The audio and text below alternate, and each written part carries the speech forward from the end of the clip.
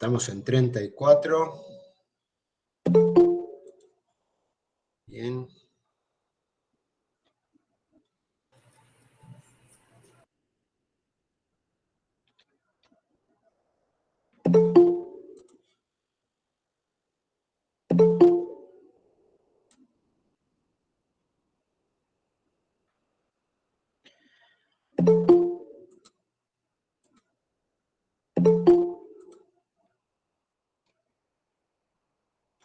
Bueno, estas son las cuestiones de la tecnología. Vieron que es cómodo, ¿no? Estar así en la casa de uno, pero tenemos estas dificultades. Y díganme, mientras esperamos que se van conectando, si no es mejor también reunirnos presencialmente. Ayer estuvimos con una experiencia vivencial que es distinta, digamos, a la virtual, ¿no es cierto? Esto de moverse, esto de buscar energía, ejercicios físicos que hacen que nosotros nos conectemos de otra manera unos con otros. Así que imagínense una enfermería virtualizada también, que no tendría el mismo efecto. Nosotros no podríamos pensar una enfermería, un cuidado mediado por tecnología, aunque podemos tener consultorios, digamos, de a distancia para establecer sugerencias o para recolectar datos, pero el cuidado requiere de involucrarse físicamente con los sujetos, y por eso hicimos los ejercicios de territorio, de nombre y demás, porque es otra dimensión, digamos. Sé que nosotros, yo que soy un inmigrante digital, digamos, ustedes son nativos digitales, probablemente tengan a la tecnología en otro lugar en su vida, pero por más tecnología que haya, nunca se va a poder evitar el contacto humano, la relación cuidativa que tenemos los enfermeros sobre los sujetos, nunca la vamos a poder sortear. Así que, si bien está muy bien que tengamos más herramientas, considerémoslo así, como que tenemos más herramientas, no que va a reemplazar una cosa por la otra. La tecnología no reemplaza, sino que suma. Y en este caso la materia intenta también sumar a través de la tecnología, dando mayor accesibilidad. Hoy los que están conectados probablemente hayan tenido dificultades para trasladarse o ir hasta Allen, pero se perdieron la experiencia y eso no lo vamos a poder recuperar. Así que si el martes que viene vamos a tener otro encuentro presencial, ahí los invitamos a que vayan a hacerlo. Porque bueno, porque es otra forma de aprender y otro tipo de aprendizaje el que se adquiere también. Bien, más allá de la comodidad que uno está, yo también estoy chocho de estar en mi casa, pero sabemos que no es lo mismo.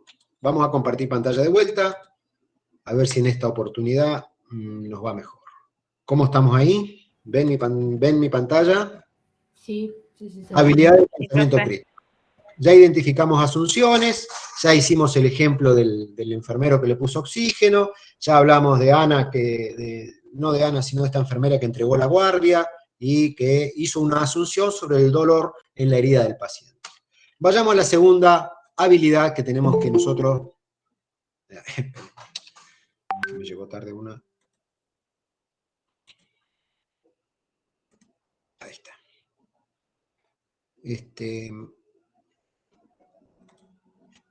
Vayamos a la otra habilidad.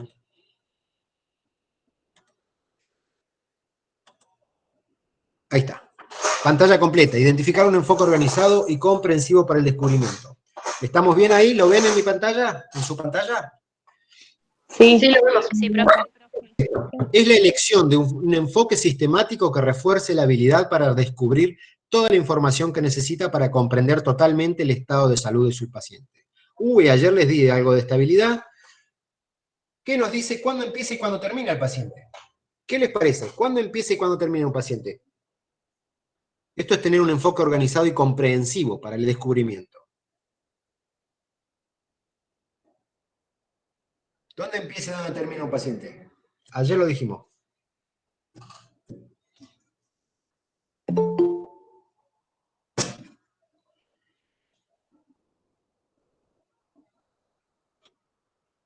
Se me cortó el audio. Ay, otra vez.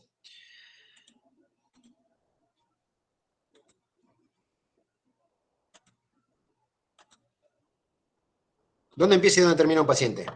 Empieza en la punta del pelo y termina en la uña del pie. No, nada que ver, ¿no es cierto? ¿Dónde empieza y dónde termina un paciente?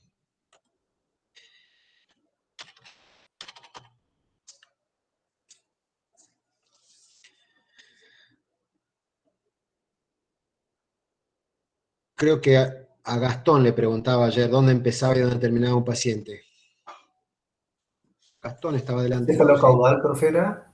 Ah, justo metió el donde no era, pero bueno, vamos a ver. Cefalocaudal era una técnica justamente, creo que contestó lo mismo ayer también. ¿Y qué pasó después? Como usted dijo, cefalocaudal. Contestó otro compañero, igual yo no me acuerdo. Ah, háganse cargo, háganse cargo. Bueno, decíamos que cefalocaudal, ¿qué era? Era una técnica para el examen físico, pero no podemos decir que un paciente empieza y termina ahí. ¿Por qué? Porque además está todo lo psicológico, todo lo social, que tenemos que tener un enfoque nosotros. ¿Y cuál es el enfoque que queremos o que buscamos los enfermeros tener para pensar a los pacientes con una determinada estructura? ¿Por dónde empezarían ustedes a preguntarle a un paciente? ¿Qué le preguntarían primero? ¿Cuál es su nombre? Sí, bueno, ya establecimos la relación cuidativa y después arranco con la valoración. Necesidades. Bien, ahí vamos mejor. Por necesidad. ¿Y por qué necesidad empezarían? Si respira. Claro. Primero, fijémonos, respiran. Fíjense si el paciente respira, porque si no le están entrevistando a un muerto, ¿eh? Están entrevistando a un paciente que está fallecido y no les va a contestar y ustedes van a poner no responde a las preguntas, ¿eh? ¿Se entiende? Entonces, ya Virginia Henderson nos dice dónde empieza un paciente y dónde termina. Empieza en respirar y termina en recrearse, trabajar. Ahí empieza y termina. Y en el transcurso, y en ese orden de necesidades, es donde Virginia Henderson nos va dando el parámetro de dónde empieza y termina. ¿Hay otra forma de ordenar a los pacientes? Sí, podemos ordenarlo de manera biopsicosocial. Podemos decir, bueno, desde la parte biológica lo voy a ver por sistemas, de la parte psicológica lo voy a ver por distintas relaciones con su entorno, y de la parte social lo voy a ir estudiando de acuerdo a su participación en grupos y demás. Pero, como tenemos nosotros la herramienta de las necesidades, utilizamos esas herramientas. Denme un segundito que dejo entrar a Rocío. Ahí estamos. Y usamos esa estrategia para pensar al paciente, porque volvamos al origen de nuestra presentación. Estamos tratando de pensar al paciente críticamente. Y para pensarlo, tengo que organizarlo. Tengo que decir, bueno, ¿por dónde arranco? ¿Vieron que ayer yo les decía que tenía un problema con el holismo? Que para mí la enfermería debería ser integrativa, pero no sé si tan holística, aunque somos holistas. El holismo... porque vieron que ustedes dicen mucho holismo también, cuando dicen la enfermería es una profesión holística. En la carrera les decimos que somos holísticos. Yo tengo una diferencia personal con el holismo y algunos colegas, porque ¿recuerdan qué dice el holismo? ¿Qué dice el holismo? En relación al ser humano, ¿no? Es una escuela de pensamiento que llega a la conclusión, o ustedes lo dicen nomás porque queda linda la palabra, Que el sujeto debe ser analizado en un conjunto, y no por partes diferentes. Sí, pero eso no es el holismo exactamente. El holismo, antes de que hagan el glif, que es googlear información,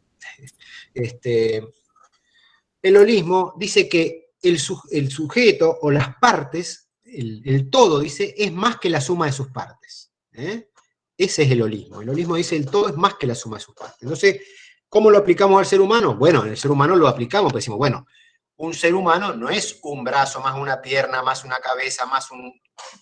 Pero cuando uno da la definición de holismo, o cuando uno dice la persona es un sujeto que no puede ser dividido en sus partes, ahí está diciendo que no lo puede estudiar por partes. Entonces nosotros cuando lo clasificamos por necesidades, lo estamos separando en partes. ¿Se entiende? Esta es la diferencia que yo tengo con el holismo. No dejo de creer que las personas son más que la suma de sus partes. Por supuesto, una persona nunca está acabada de estudiar, y eso es lo que pretende el holismo. Es decir, bueno, dejemos un espacio para las cosas inexploradas que tenemos los seres humanos, porque somos más de lo que conocemos. Eso dice el holismo. Y deja la puerta abierta para seguirlo estudiando. Pero no hay que ser exagerado en el concepto holista, porque cuando uno es exagerado en el concepto holista, deja de pensar a las personas separadamente, o sea, deja de intentar comprender por partes al sujeto. Entonces ahí me impediría trabajar la respiración de manera individual y después relacionarla con otra necesidad, porque ese concepto diría, no, vos estás separando al paciente por partes. Bueno, por supuesto que nosotros en enfermería usamos el holismo para que los estudiantes de enfermería ya de entrada digan, que no digan, el paciente de la 6B, el abuelito de la 8, de la 8A. ¿Por qué? Porque ahí está no solo parcializando, sino que está haciendo de un sujeto lo está transformando en objeto directamente. O la vesícula de la cama 8. Esos son los ejemplos típicos que solemos dar en fundamento de enfermería para hablar del holismo. Pero sepan ustedes que el holismo va un poco más allá. La definición es, el sujeto es más que la suma de sus partes. Y va medio en contra de la ciencia, porque la ciencia lo que hace es separar en partes para estudiarlo en profundidad. Entonces, hay como una pequeña contradicción ahí epistemológica. Pero bueno, no era hasta ahí que quería llegar, sino que los enfermeros tenemos que tener un enfoque organizado. Ustedes me podrían decir, Rolando, pero ¿el único forma de organizar un sujeto es a través de las necesidades de Virginia Henderson?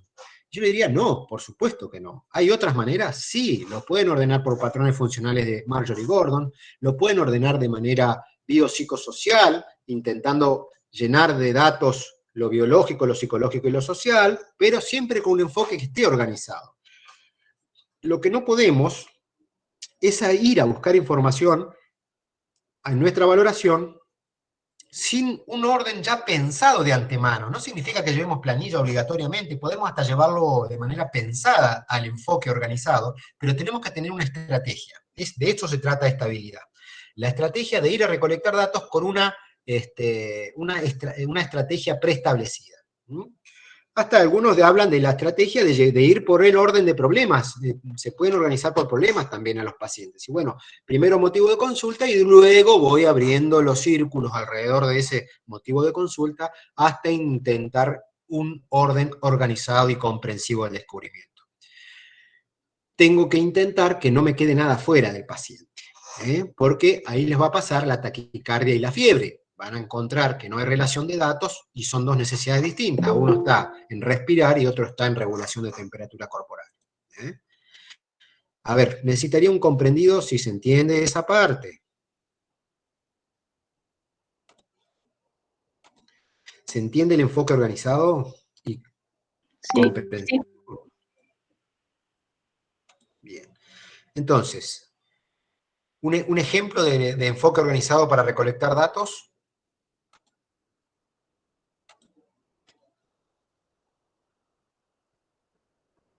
¿La planilla?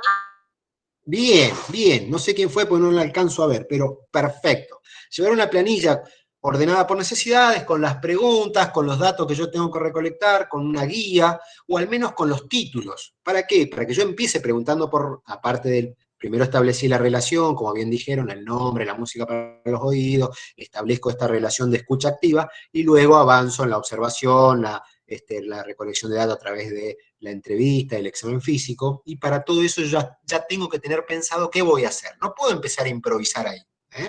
Tengo que ir ya pensando en un enfoque organizado. Y ese enfoque organizado tiene que tener un objetivo, que es buscar problemas.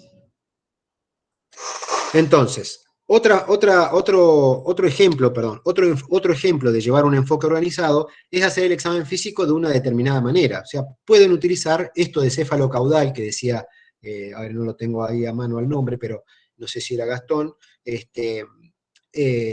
hacer esto de cabeza a pies, por ejemplo, el examen físico. Entonces empiezo por la implantación del cabello y termino por los pies y cómo están, y mientras tanto voy pasando por todo el resto del orden del cuerpo. O puedo ir por sistemas, puedo ver el órgano piel, y después ver la respiración, después alimentación, después eliminación, y así voy haciendo examen físico también según necesidades, pero ya de manera funcional, o de órganos, o de sistemas, si se quiere. Pero siempre llevar un enfoque organizado, tanto para la valoración en general, como para el examen físico en particular. Y la entrevista, ¿no? La entrevista también. Porque si no, uno va haciendo preguntas así salpicadas, y llega a la hora de hacer el proceso, o de escribir, o de relacionar los datos, y se encuentra con que no preguntó algo, y ahí tiene que volver a buscar el dato porque se olvidó, que no lo recolectó, o lo miento, lo pongo ahí como que lo recolecté, y no lo recolecté nada, total, el docente no se va a dar cuenta. No sé si me explico. Bien, tercera habilidad, comprobar la exactitud y fiabilidad de los datos, validación. ¿A qué nos referimos? Hablamos un poquito de esta habilidad también. ¿A qué nos referimos acá? Bueno, verificar que la información está tal como yo la estoy viendo. Estas, por ejemplo, vamos a hacer de cuenta que ustedes van a controlar el peso de un lactante, una persona, un chico que viene, la mamá lo trae para el control de crecimiento y desarrollo, ya hablando de lo que van a hacer este año, y resulta que encuentran que lo controlan, lo pesan al paciente y se dan cuenta que el mes pasado pesó, 38 kilos, y este mes está pesando 58 kilos, o 18 kilos. Pero una diferencia de más de 10 kilos en un mes. Entonces, ¿qué harían ustedes? Algo pasa ahí, ¿no es cierto? O se quedan con el dato de que o describen que el paciente subió 10 kilos o bajó 10 kilos. No nos preocuparía. ¿En qué piensan? ¿Qué puede haber pasado? ¿Qué puede pasar ahí? Pesar al paciente, Pesarlo de nuevo, por lo menos, ¿no es cierto? probarlo. Claro, probar, a ver si esto fue lo que pesó el mes pasado, si, digamos, si la balanza funciona bien, yo empezaría empezando por ahí. Lo peso de nuevo, capaz que pesé mal, o me quedó mal el registro, o la balanza quedó trabada, o quedó registrado el peso del paciente anterior. Cotejo con el dato anterior, con la mamá, con la persona que esté al lado de él. ¿Habrán anotado bien? Dudo, intento buscar, comprobar la exactitud y la fiabilidad de los datos, porque si no, fíjense que si el dato está equivocado, está erróneo, puedo tomar decisiones a partir de eso, y de un control que está equivocado, o de una balanza de ese momento que está mal funcionando, cambio la balanza, cambio el control, o dudo del dato anterior, pero siempre, de hecho ahí no le preguntarían a la madre si pasó algo, si el chico estuvo enfermo, si el chico estuvo con alguna enfermedad, si estuvo en algún tratamiento, si hubo algún problema en la casa, Entonces, me tiene que llamar la atención cuando estos datos no son fiables. Y por otro lado, siempre que yo sospecho de que mi información no está clara, convalidarla con otro observador. Che, ¿vos ves los mismos que yo? ¿Se acuerdan lo amarillo que yo les decía, les contaba ayer de cuando empecé a trabajar en Neo? ¿Los bebés amarillos? ¿Los Sí. histéricos? Bueno, yo los veía y para mí estaban todos iguales los bebés, y mis compañeras veían bebés más histéricos que otros. Entonces, había algo de mi percepción que yo no podía comprobar la exactitud y fiabilidad de los datos. Entonces, ¿qué tenía que hacer yo para ver la ictericia de los bebés? Y llamar a una colega y decir, mira, a ver, decime, ¿qué ictericia ves vos acá? Yo la verdad que no veo nada, para mí está rosado. Y ahí mi colega me decía, mira, está histérico, tiene la cara histérica, no tiene todo el cuerpo, pero tiene ictericia en la cara. ¿Y esto por qué? Porque yo tengo que comprobar la exactitud y fiabilidad de los datos, porque mi percepción puede ser inexacta. Esta es una habilidad entonces que los llamo a que tengan también, que ejerciten, porque no es de enfermero que no sabe preguntar si lo que ve es correcto, sino que es de enfermero profesional con pensamiento crítico. Les digo esto porque muchas veces los estudiantes suelen no preguntar por miedo a que se los rete, o miedo a que lo que están viendo les digan que ¿cómo no sabes eso? Y sería una buena estrategia de pensamiento crítico comprobar si lo que está encontrando, como en el control de TA, o en la examinación de un paciente, es la conclusión que está llegando, o es un error de percepción. no estaría para nada mal. Habilidad número 4, distinguir lo anormal, lo normal de lo anormal, e identificar los signos y síntomas. Determinar qué datos están dentro de los límites normales y qué datos están fuera de la gama habitual de normalidad. Los datos anormales se consideran un signo, un síntoma o una clave de un posible problema. Y acá aparece la pregunta de cuáles son los valores de tensión arterial en un adulto. Porque tenemos que clasificarlo con un estándar, ¿no es cierto?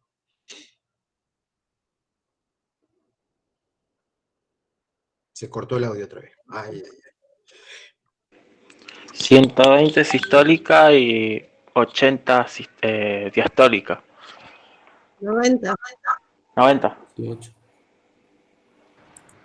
120 sistólica y 90 diastólica. Ese es el valor normal. Sí. Y si yo tengo 125 de sistólica y 89 de diastólica, ¿cómo lo describirían?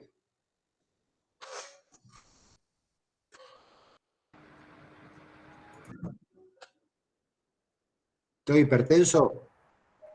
No, podría ser que está dentro del rango normal todavía. Ajá. Entonces, ¿eso que dijeron era el rango normal?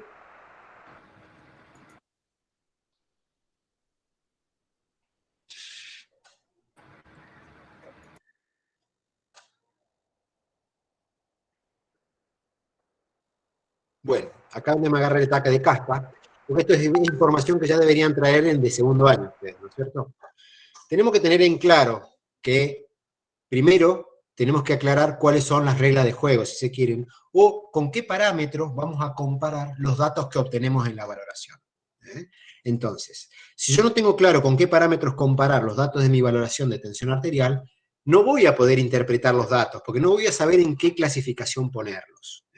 Si alguien me dice 120/90 es el valor normal de tensión arterial, de sistólica y de diastólica, entonces tiene que coincidir exactamente con esos valores que son fijos para que yo pueda decir que un paciente está dentro de los valores normales. Si no, va a estar anormal. Si está 89 y 121, va a estar anormal. Para eso se usan los rangos, se usan las tablas de interpretación. Entonces ahí ustedes me deberían haber dicho, bueno, parasistólica, parasistólica 90-130 y paradiastólica 60-90. Si estamos dentro de esos valores, estaríamos dentro del rango normal. Si estamos fuera de esos valores, por debajo estaríamos dentro de la hipotensión, tanto en la sistólica como en la diastólica, y estaríamos como hipertensión, tanto en la sistólica como en la diastólica. Esa información o esa tabla de interpretación la sacamos de la Asociación Cardiológica Argentina y nos basamos en esa regla para poder interpretar. ¿Se entiende? Entonces, para distinguir lo normal de lo anormal, primero lo que tengo que saber es con qué estoy comparando, con qué parámetro estoy comparando. 37,5 de temperatura, ¿es normal o anormal? ¿Ustedes tienen esta habilidad de distinguir lo normal de lo normal?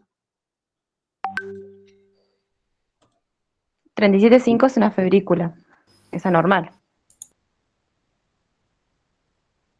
¿Alguien más?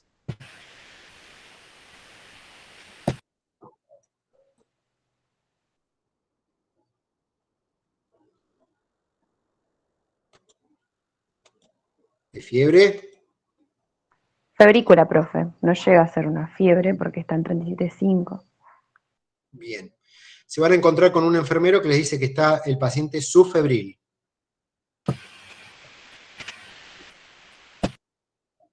¿Subfebril y febrícula es lo mismo? No. ¿Cuál es la diferencia?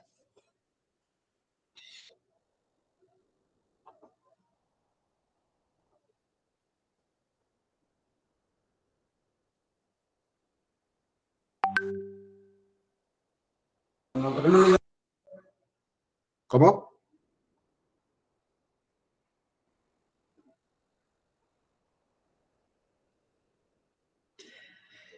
Bueno, la diferencia es que no nos hemos puesto de acuerdo en qué patrón vamos a utilizar, ¿verdad? Entonces, cada vez que ustedes interpreten, tienen que ponerse de acuerdo nos tenemos que poner de acuerdo, tanto en el lugar donde están trabajando, por ejemplo, en el servicio donde yo trabajo, nosotros no usamos febrícula para el paciente, usamos sufebril. Y todo lo que va entre 36,2 y 37,9 lo llamamos sufebril. Por encima de 38 le llamamos fiebre, y por encima de 40 le llamamos hiperpirexia. Profe, entonces la diferencia sería en el sinónimo de lo que queremos decir entre sufebril y febrícula. ¿Esa es la diferencia? Podrían ser sinónimos, si estamos de acuerdo en que lo vamos a considerar sinónimos. Lo importante es acordar una tabla de comparación. ¿Estamos?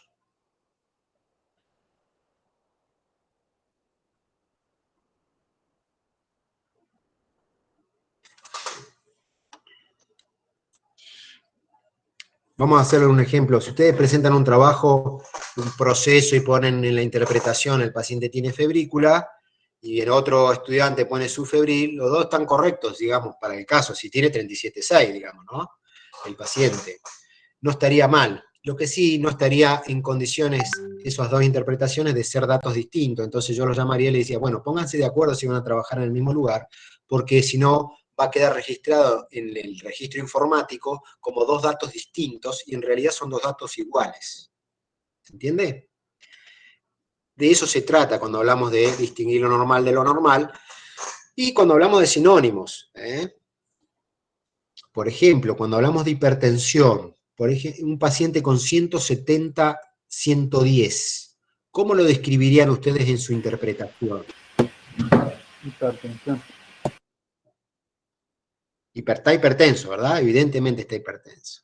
¿Y alguno le agregaría más datos aparte?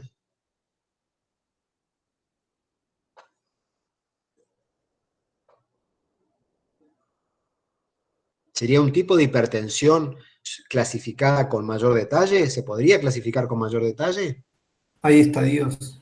Claro. Entonces, podríamos decir que estamos frente a una hipertensión, obviamente estamos en hipertensión, y en un estadio 2, un estadio 2. Estamos frente a un paciente que tiene una hipertensión en estadio 2. ¿Se entiende? Lo mismo pasa con el índice de masa corporal. El índice de masa corporal. A ver, ¿cómo sería? Dentro de los valores normales tenemos 18 y, bueno, 24,9 o 25, y superando esa cantidad ya hay diferentes tipos de estadios en los que hay obesidad tipo 1, tipo 2, tipo 3. Hablamos de sobrepeso entre 25 y 29,9, hablamos de obesidad entre 30 y 40, y hablamos de obesidad mórbida entre 40 y más. ¿Estamos? Esos serían como subclasificaciones en los cuales nos ponemos de acuerdo que a partir de ahora lo vamos a clasificar a los datos que recolectamos para poder distinguir lo normal de lo anormal a partir de estos parámetros establecidos. Y hay que buscar los paradigmas del momento, obviamente. Si ustedes me dicen hace 30 años, una persona con un índice de masa corporal 28 no era considerado obeso, se consideraba normal. Y hoy en día se han bajado esos parámetros porque las clasificaciones van cambiando. Entonces, por eso hay que estar actualizado permanentemente. Decimos, ¿qué vamos a usar para clasificar la hipertensión? Bueno, ¿cómo vamos a interpretar la presión arterial, la tensión arterial que le controlamos a nuestros pacientes? Bueno, en la tabla de la Asociación Argentina de Cardiología. ¿Qué vamos a usar para el control de índice de masa corporal o el control de peso? Bueno, la Asociación de Nutricional de la Argentina. De eso se trata. Y comparar los datos que obtenemos de los pacientes con esas tablas que están predeterminadas y que todos compartimos, porque si no, lo que va a pasar es decir, bueno, cuando algún enfermero suele decir, bueno, no, lo que pasa es que la presión varía para cada paciente, cuando una persona es adulto mayor, tiene 160 y es normal, para ese paciente es normal. Bueno, ese sería un error conceptual, porque no deja de ser hipertensión, porque a un paciente no se le haga tratamiento cuando tiene un valor, ¿se entiende? Y tiene que ver con cómo describimos nosotros el dato. Porque van a escuchar esto ustedes, incluso en la gente vulgar, o en las personas que, no vulgar de vulgaridad, sino en personas que no son legas en medicina o en enfermería, si se quiere, y que digan esto, que digan, bueno, la verdad que yo tengo 15 días y para mí es normal. bueno, esa persona tal vez lo diga porque no se le da tratamiento, o el médico le dijo, no, no hace falta hacerle tratamiento, usted cuidándose de la sal nomás tiene que estar bien, tal vez le haya pasado eso, y considere que eso es la normalidad, pero la normalidad no deja, o sea, la hipertensión no deja de ser hipertensión porque no se le dé tratamiento. Eso es lo que les quiero decir. ¿Se entiende esta habilidad? Distinguir lo normal de lo normal, entonces implica, primero, tener una tabla comparativa de cuándo es normal y cuándo es anormal, tener bien claro eso, porque si no yo no puedo decir que algo es normal o anormal. En todo caso tengo que retrotraer la discusión a, che, ¿qué vamos a usar para comparar? Hacer inferencias. Esta es otra. A ver, vamos con un ejemplo de lo normal y lo anormal. Un hombre de 58 años tiene pulso 46 latidos por minuto, usted sabe que esto es anormal. Usted puede considerarlo como un signo de posibles problemas cardíacos, porque el pulso raramente desciende por debajo de los límites 60 por minuto en una persona de esta edad. Pero hay que considerar que los atletas jóvenes y sanos a veces tienen pulsos también bajos como este. Por ejemplo. Y pasa esto, pasa cuando uno va a controlar frecuencia cardíaca, frecuencia de pulso, se encuentra con valores de pacientes que tienen 50, no sé si 46, pero 50, he tenido de 48 también, 50, 52, entonces, el paciente está bradicárdico. Pensamiento lineal, problema cardíaco, corriendo, voy a llamar al cardiólogo. Enfermero profesional que estudió habilidades de pensamiento crítico, ¿usted hace deportes? Sí, mirá, yo corro 40 kilómetros día por medio. En reposo, este paciente tiene un corazón tan fuerte que con esos latidos le alcanza y le sobra para estar en reposo. Por eso va a tener esas frecuencias cardíacas. ¿Se entiende el ejemplo? Distinguir lo normal de lo anormal. Cuando yo complejizo un poquito el concepto, es una ¿deja de ser bradicardia? No dejaría de ser bradicardia. No deja de ser bradicardia. Pero es un tipo de bradicardia que no requiere intervención, porque es una denominada bradicardia fisiológica del atleta. Tiene esta definición. ¿Estamos? Vamos con las inferencias. Las inferencias, hacer inferencias es otra de las habilidades. ¿Escuchó? Hacer inferencias. ¿Hay alguien con el... Profe, no se escucha bien. ¿No me escuchan? Hola, hola. ¿Me escuchan? No, profe, pero algo más está con el micrófono abierto. Pasa que está el micrófono abierto de alguien más, creo. Ah. ¿Pero me escuchan ustedes a mí, sí? ¿Me escuchan, verdad? Sí, ahora sí. Ahora sí. Ah, sí, sí.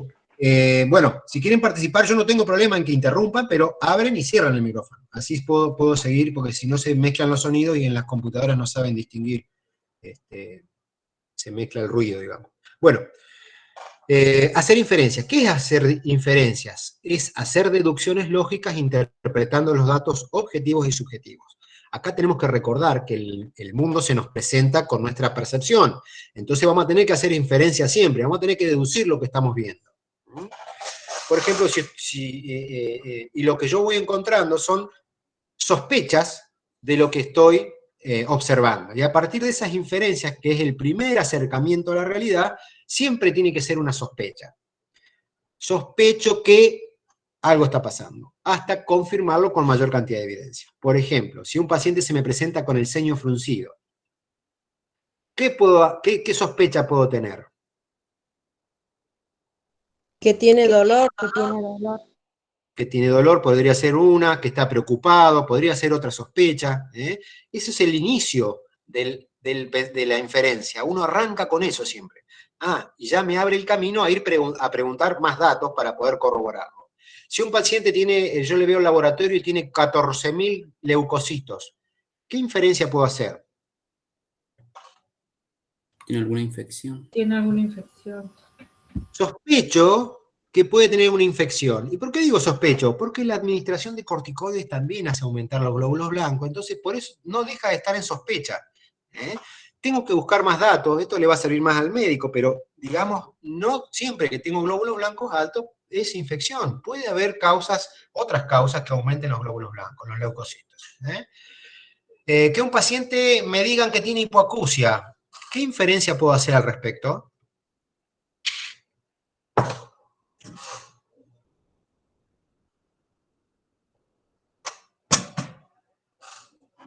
¿Que tiene alguna obstrucción? Ahí apareció el médico, el otorrino. Para los enfermeros, ¿para qué nos serviría?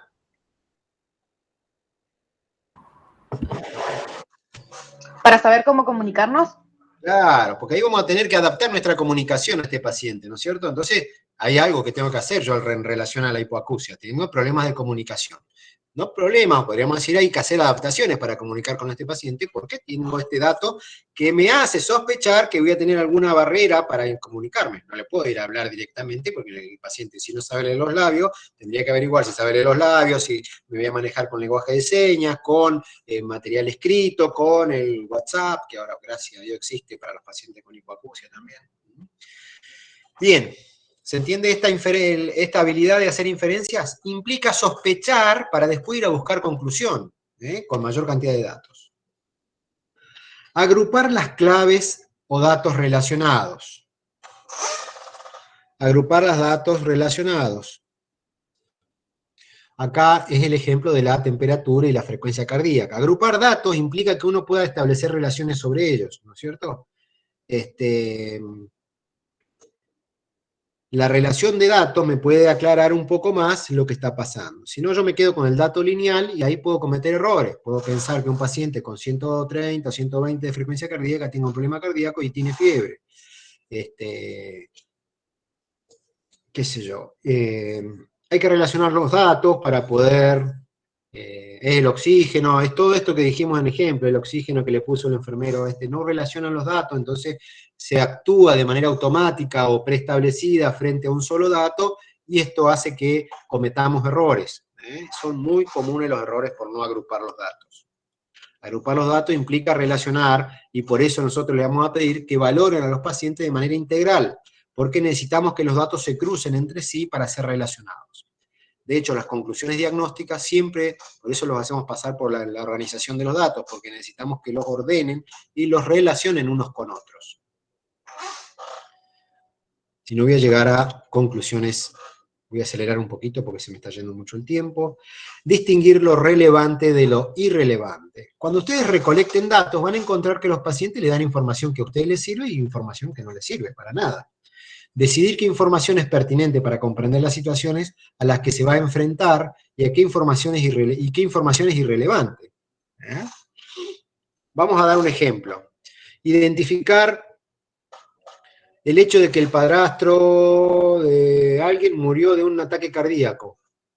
¿Es relevante para una persona que sufre un ataque cardíaco? ¿O es relevante el dato? Es relevante, profe. ¿Es relevante? Sí, porque marca alguna cardiopatía congénita. No, pero no hay nada en sangre, o sea, no hay nada relacionado. Es padrastro. Entonces, igual por ahí si pensás un poco en el afecto, lo emocional de lo psicosocial, por ahí sí, la muerte inesperada, pero en lo biológico no, digamos, porque es un padrastro. Claro. Pero, ¿y si afectó la muerte, pero puede darse? Bueno, es una linda discusión, digamos, si el ataque cardíaco puede ser emocional. Yo creo que no llegaron a esa conclusión todavía, esto de que la gente se puede morir de amor o se puede morir de impresión, salvo que tenga algún antecedente previo. Creo que viene por ahí la consulta, ¿no? Pero bueno, para hacer la relación de datos, yo diría, si no hay consanguinidad, obviamente no podríamos hablar de, esperen que hay alguien que quiere ingresar.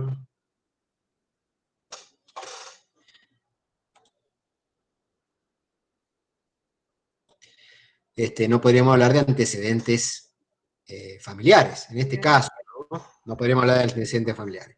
Está el riesgo emocional para un ataque cardíaco, pero siempre tiene que haber un estrés previo, tiene que haber una condición previa de patología anterior para que el estrés emocional pueda ocasionar un factor de riesgo en el paciente. Denme un segundito, por favor. Esta es acá.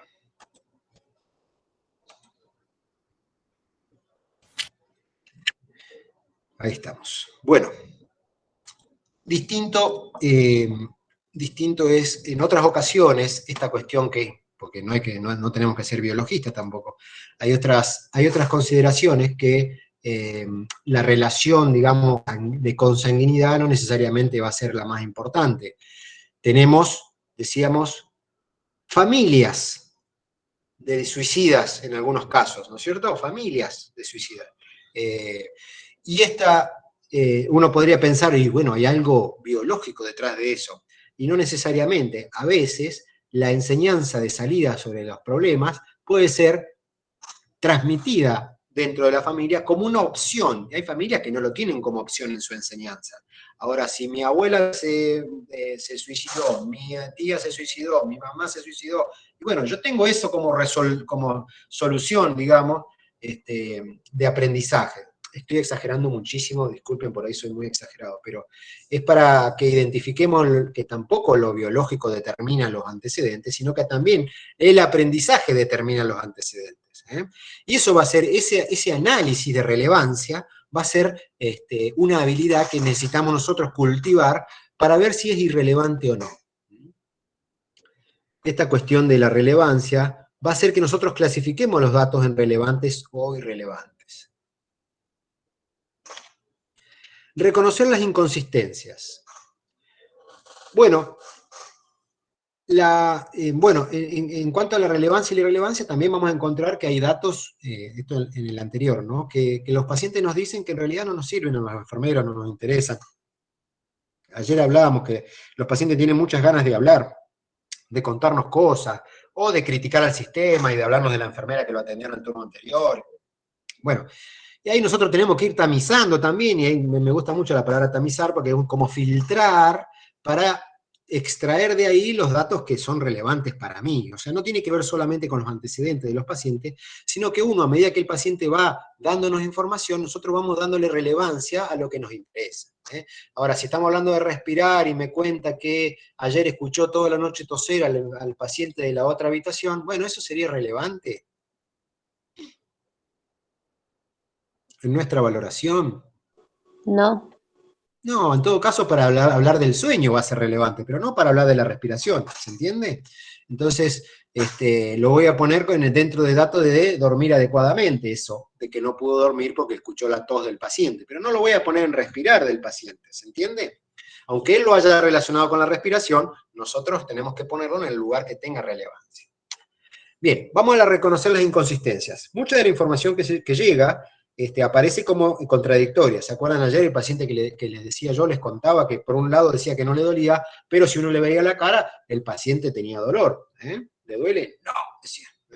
Era un paciente que no quería no quería que le administremos ningún medicamento porque le tiene miedo a la morfina, pónganle, o tiene una idea, un preconcepto, un prejuicio en torno a la medicación, que piensa a veces que aguantar un poquito el dolor es mejor que tener administrado medicación. Nos vamos a encontrar con información contradictoria, sobre todo en todos los pacientes que tienen consideración de...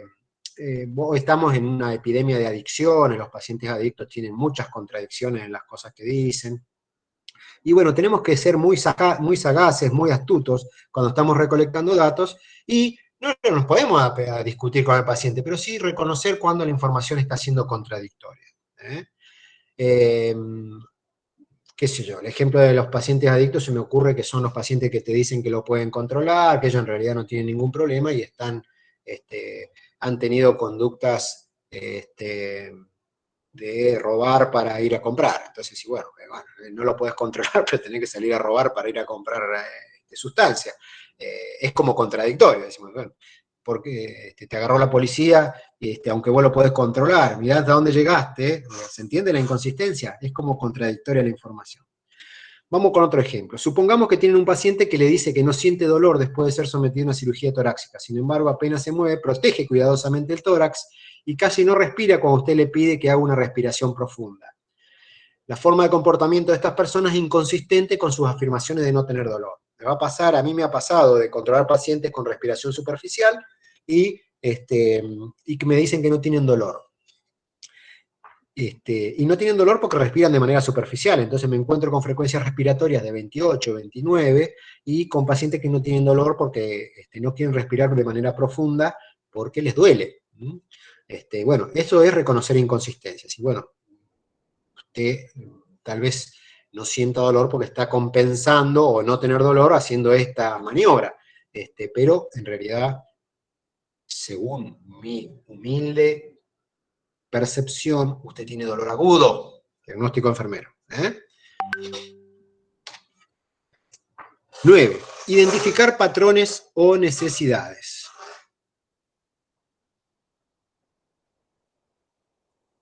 Identificar patrones o necesidades. ¿Estamos bien ahí?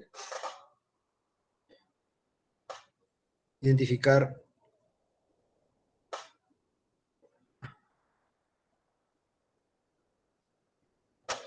Bueno, a medida que nosotros vayamos encontrando información, por supuesto, vamos a tener que ponerla en alguna necesidad, porque tenemos esta estrategia de ordenar los datos por necesidad. ¿En qué necesidad colocarían tensión arterial? Respiración. ¿En qué necesidad colocarían 38,9 de temperatura corporal?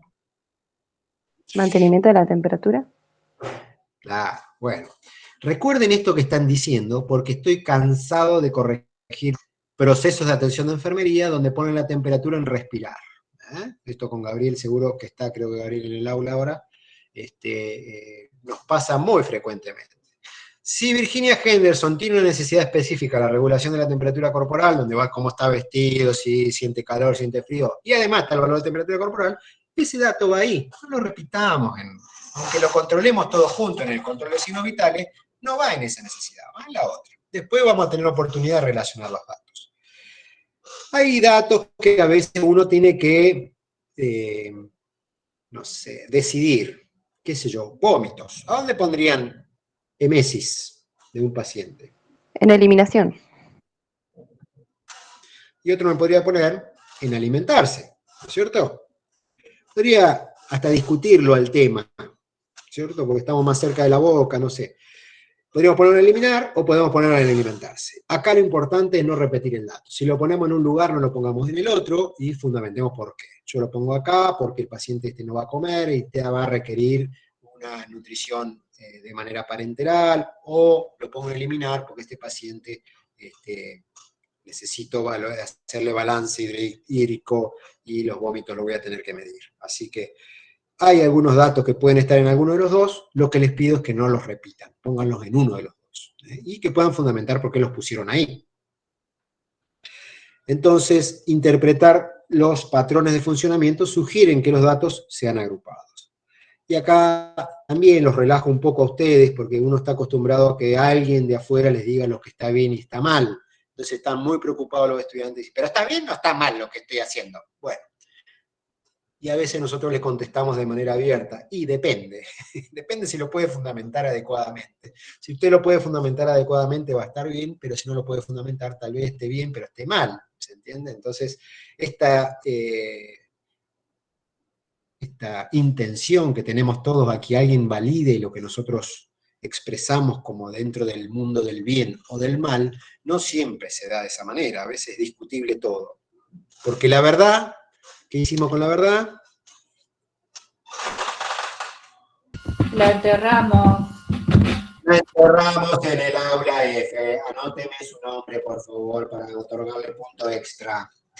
Identificar información que falta. Cuando uno está haciendo valoración, se encuentra que esto que uno pregunta algo y después se da cuenta que le faltó. Bueno, y puede haber segundas valoraciones a partir del análisis de la primera valoración.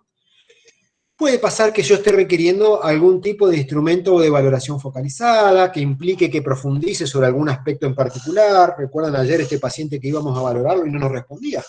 No nos contestaba, le preguntábamos y estaba con una mirada fija sobre el punto, estaba con los ojos cerrados, respiraba, pero no respondía, lo tocábamos, no respondía, lo pellizcamos y sí, ahí se defendió.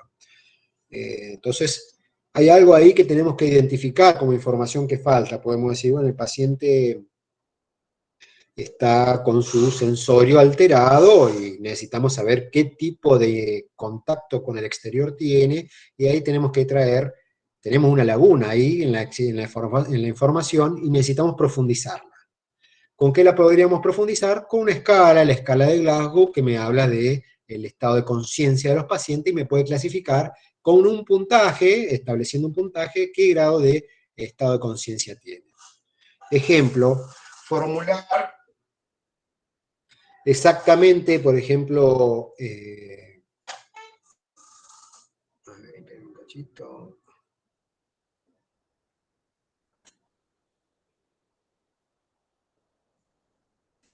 La información que falta. Digamos que un paciente,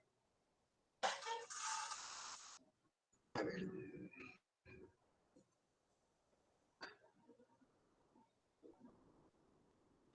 digamos que un paciente nos dice que no ha defecado hace 3 días, que tiene sensación de reflexión abdominal y dice que ha estado estreñido de manera intermitente durante el último mes.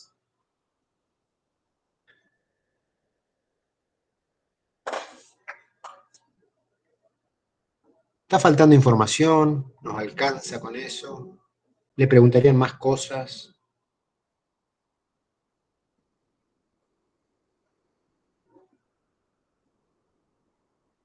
Por ahí la alimentación que lleva. Por ejemplo, entonces le preguntaríamos sobre la alimentación que lleva, si utiliza algún tipo de laxante, si el paciente ha tenido esto como antecedente desde qué tiempo, porque estamos pensando en este problema, que es un problema enfermero, que es el estreñimiento, ¿no es cierto? Entonces requiere mayor información para completar. Yo, recuerden, estoy haciendo la inferencia ya ahí, estoy pensando en estreñimiento. Cuando el paciente me da la información de eliminación, me dice, mira, yo no defeco hace 3 días, estoy internado en el hospital, tengo reflexión abdominal, o sea, me palpo el abdomen, está con un abdomen distendido, y en el último mes he tenido algunos episodios de estreñimiento. Si estos mismos datos, y acá puedo enganchar con otro, si estos mismos datos los obtiene un médico, el médico enseguida, el cirujano va a pensar, podemos estar frente a una suboclusión intestinal, podemos estar frente a un cáncer de colon, podemos estar, bueno, pero un enfermero va a estar frente a este problema que tenemos identificado nosotros, que es el estreñimiento. Y incluso, este es muy común, un problema del paciente internado, que es el estreñimiento por cambio de espacio de eliminación, o sea, cuando uno cambia de inodoro, digamos, de casa, de lugar, es probable que tenga estreñimiento y es muy posible que los pacientes internados tengan estreñimiento por el solo hecho de estar internados. Esta es una respuesta tranquilamente aceptada o esperable en un paciente que cambia de casa, digamos. Hay veces que no podemos ir a la casa, sino en la casa de Carlito no podemos, digamos. Imagínense, un paciente que está en una habitación con una persona que no conoce, con familiares de otro paciente que no conoce, y tiene que ir a eliminar, y es probable que tenga estreñimiento de tipo psicológico, de que no pueda hacer por el cambio de espacio, ¿no es cierto? Bueno, esas son todas inferencias que yo estoy haciendo. Tengo que reconocer si eso es si toda esa información me alcanza. Y ahí entonces tengo que completar, decir, bueno, ¿qué alimentos está usted consumiendo en los últimos días?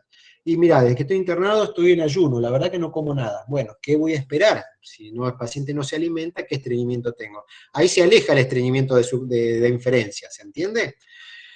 Aunque el paciente me dice, mira, yo siempre necesité laxantes, así que si me van a dar de comer, vayan pensando que voy a necesitar. Y ahí vuelve otra vez el estreñimiento como riesgo a trabajar en mi cabeza para poder formular un diagnóstico de enfermería. ¿Se entiende esta habilidad? Fíjense cómo está yendo y viniendo mi pensamiento a partir de los datos que estoy obteniendo del paciente. Identificar información que falta queda claro entonces. Identificar los problemas reales, ya estamos terminando.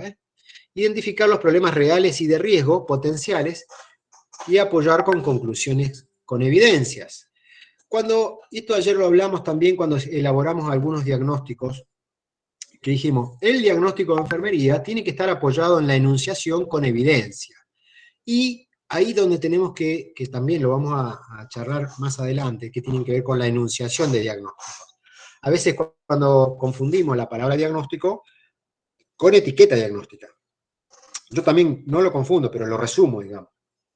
A veces, ¿no? Digo, bueno, el paciente tiene estreñimiento, como digo ahora.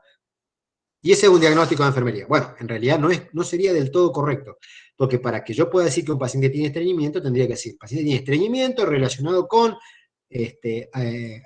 cambio de domicilio, cambio de habituación para la eliminación, manifestado por 4 días de falta de eliminación, o heces duras en coprolitos, o sensación de reflexión abdominal, y ahí estoy completando mi diagnóstico de enfermería con evidencia. Entonces ustedes, ahí cualquiera que ve ese diagnóstico dice, ¿por qué Rolando dice que el paciente tiene estreñimiento? Ah, está diciendo que tiene estreñimiento porque encuentra que hay reflexión abdominal, hay manifestación del usuario de que no defeca hace 4 días, hay todo este conjunto de evidencia que sostiene su diagnóstico. ¿Ese es un tipo de diagnóstico real o de riesgo o potencial?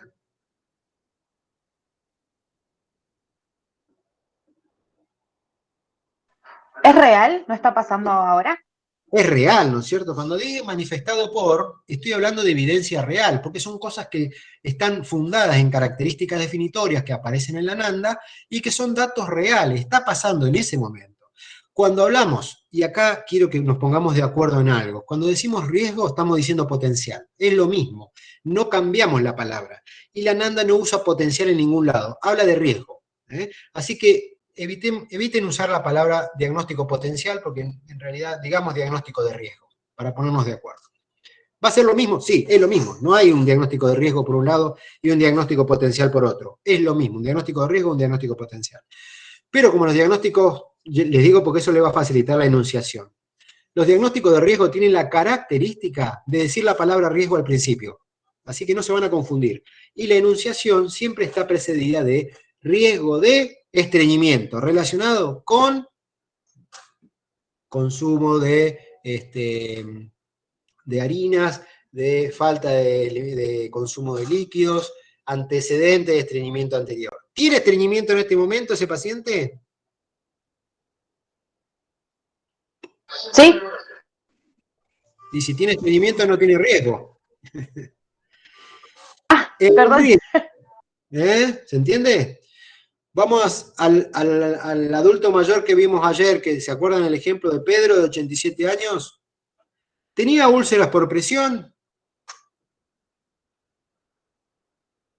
No. No, tenía riesgo. No, La piel estaba íntegra, decíamos, ¿no es cierto? Tiene riesgo. Entonces, el diagnóstico de riesgo es algo que va a pasar, pero que no pasó todavía, que estoy a tiempo. Escala de Norton, para que no pase. Si pasa, algo hice mal, o llegué tarde, que también puede pasar, vienen pacientes de geriátrico, vienen pacientes, o no necesariamente nos vamos a hacer cargo de todas las úlceras por presión, pero sí podríamos haberlo encontrado antes si hubiera tenido contacto con un enfermero avesado que le habría aplicado la escala de Norton. Y bueno, hay pacientes que incluso con la escala de Norton y con todas las medidas se escalan igual, pero algo intentamos, por lo menos. Lo que tiene que quedar claro en esta habilidad es que uno tiene que apoyar su conclusión con la evidencia, y en la evidencia aparece en la enunciación. En el caso de los diagnósticos reales aparece en el manifestado por, con las características definitorias. Y esto después los invito a que vean los diagnósticos de la NANDA. Cuando vean diagnósticos reales, tienen características definitorias, y los diagnósticos de riesgo no tienen características definitorias. ¿Qué tienen ¿qué tienen los diagnósticos de riesgo? Factores de riesgo. Tienen factores de riesgo. Tienen etiqueta y tienen factores de riesgo. Entonces se enuncia en 2 partes, relacionado con los factores de riesgo y nada más.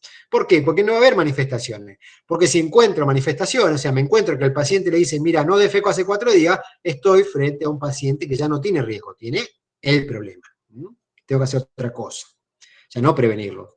Tal vez tenga que hacer lo mismo, pero tengo que pensarlo como un problema distinto.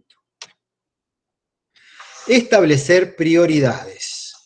Esto creo que ustedes lo manejan. ¿Cómo harían, cómo harían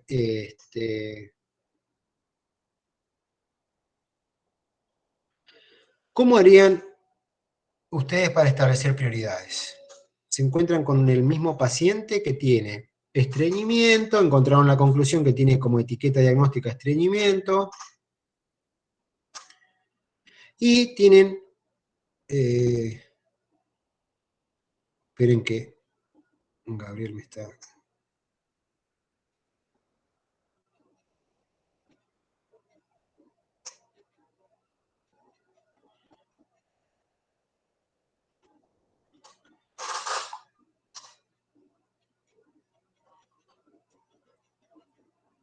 Este paciente tenía estreñimiento y tiene como etiqueta patrón respiratorio ineficaz. ¿Qué prioridad le darían ustedes?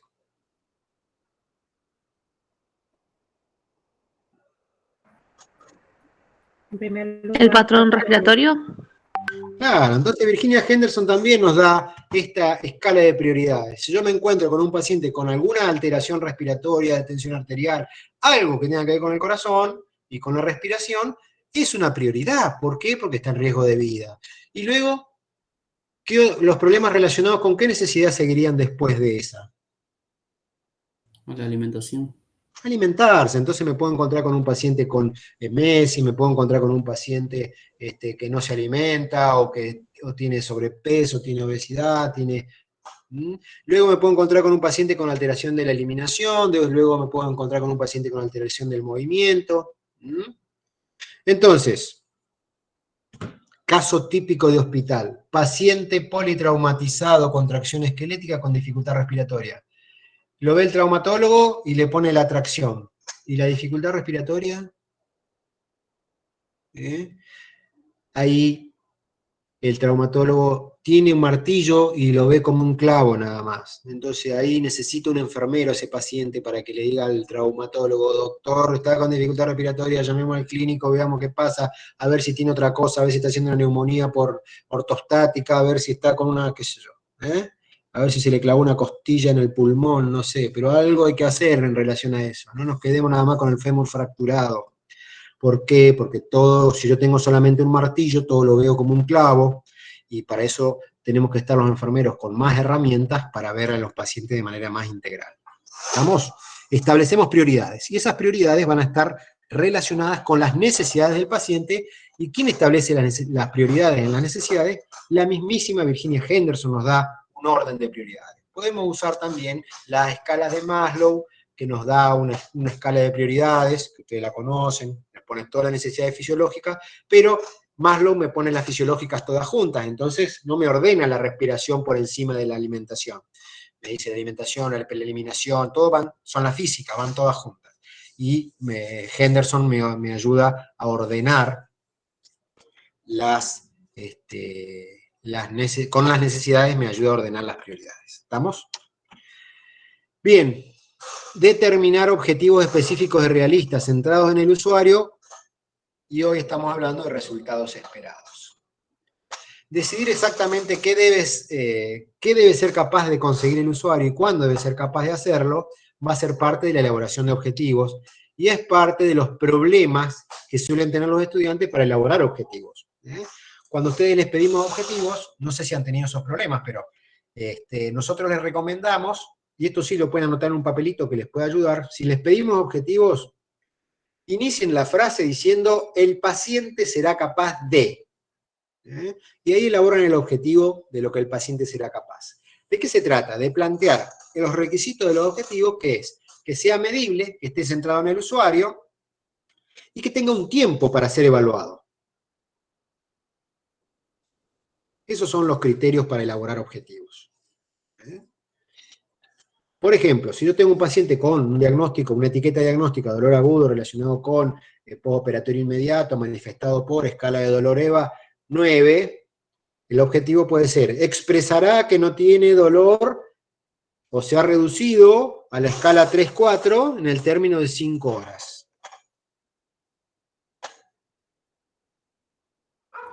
Profe, ¿podrá repetir los criterios, por favor? Bien, bien. Criterio de los objetivos. Primer consejo, que ustedes, aunque no lo escriban, inicien con la frase, el paciente será capaz de. Esperen que hay alguien que quiere entrar. Nicolás, estamos terminando, pero bueno, ahí lo dejé entrar. El paciente será capaz de... Con eso iniciamos la frase. Segundo criterio, que esté centrado en el paciente, eso es que el paciente será capaz de. Segundo criterio, que sea medible. Tercer criterio, que tenga tiempo.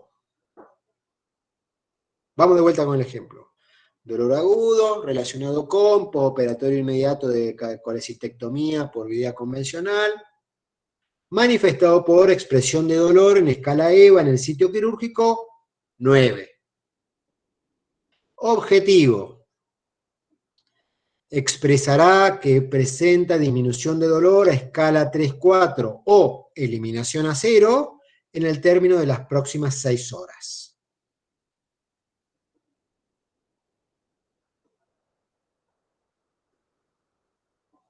Entonces, ¿Y ahí cómo determinamos el tiempo que toma cierta acción? ¿qué dije al final yo? ¿En cuánto tiempo? Claro, pero ¿cómo nosotros podemos decir que en 24 horas va a estar bien? Ah, esa es una buena pregunta. ¿Por qué en 6 horas y no en 24 o 48? ¿Sería esa? Claro. Bueno, eso al ser usted ya a medida que vaya avanzando, o si quiere en su práctica profesional, incluso lo que trae ya desde la carrera, va a entender que no podemos tener a un paciente con una escala EVA 9 durante mucho tiempo porque la consideramos una urgencia. Entonces, tengo que, a partir del conocimiento que yo tengo en el estudio de las intervenciones sobre el dolor, usted tiene que saber, y esto es conocimiento que usted adquiere, no lo puede adivinar a eso, ni lo puede inventar, sino que lo adquiere, es que usted puede resolver el dolor en las próximas 2 horas a través de distintas intervenciones.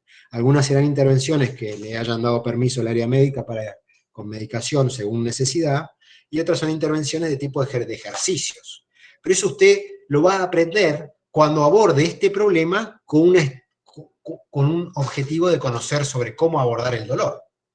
Si no, usted va a poner cualquier tiempo, así 48 horas, y me va a tener un paciente con dolor 9 durante 2 días. ¿Entiende? Por eso el objetivo tiene que basarse además también en evidencia, en cuándo es lo posible.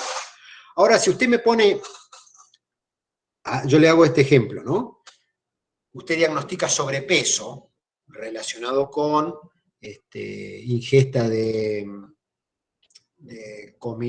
gaseosas cola, de comidas con elevado índice glicémico, con chacinados, manifestado por un índice de masa corporal de 28. Intente hacer un objetivo en relación a ese diagnóstico.